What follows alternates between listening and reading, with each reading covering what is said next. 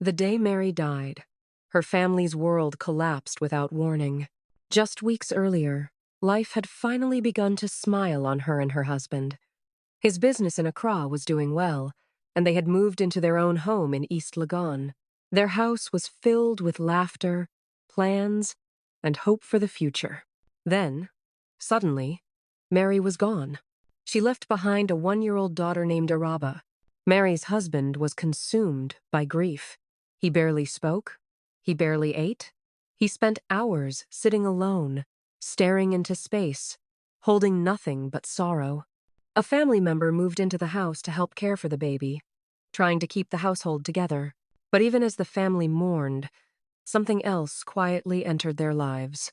About 3 months after Mary's burial, a young woman named Felicia began visiting the house. She worked as a salesgirl at Mary's husband's shop.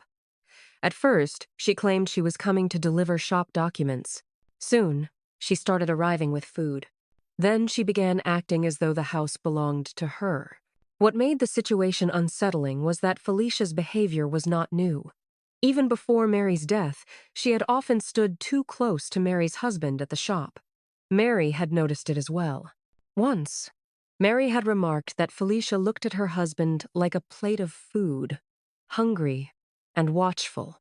At the time, no one took it serious. As Felicia grew more comfortable in the house, strange things began to happen. Whenever she went near baby Araba, the room would suddenly feel unnaturally cold, the kind of cold that tightened the skin. And then, without warning, the scent of Mary's shea butter lotion would fill the air, the exact one she had always used. The most frightening moment happened in the nursery. Felicia was found holding the baby, smiling, but her smile was strange. Her eyes were wide and fixed. The scent of shea butter filled the space. Baby Araba went completely silent. She did not cry. She did not move. She simply stared over Felicia's shoulder, as though someone else was standing there. The atmosphere felt heavy and wrong. Then came the dress. One afternoon, Felicia was seen wearing Mary's favorite dress, the one Mary loved the most. She claimed she had spilled water on her own clothes and needed something else to wear. When confronted, Mary's husband defended her. It became clear that Felicia was gaining ground. Not long after, the situation crossed a final line. One morning, Felicia was seen stepping out of Mary's husband's bedroom, wearing his shirt. When questioned, he said something that silenced the room. He said, "Mary would want me to be happy." That same day, Felicia went into the bedroom to collect her belongings. She came out shaking. Her eyes were wide with terror. Her lips trembled, but no words came out.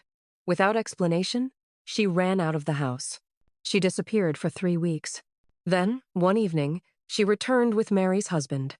As they sat together in the living room, Felicia gently stroked his cheek. At that moment, the light bulb above them shattered. Glass fell around her.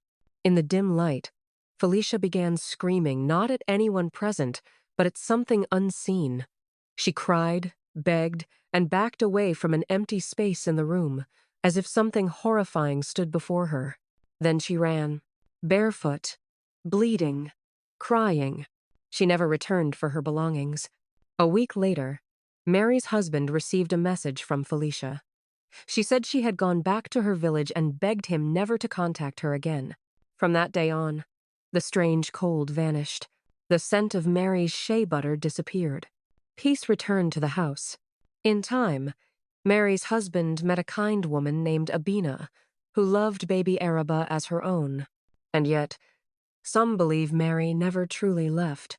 They believe she stayed watching, protecting, and guarding her child and her home, because a wife's anger is stronger than death. Thanks for watching. Subscribe for more.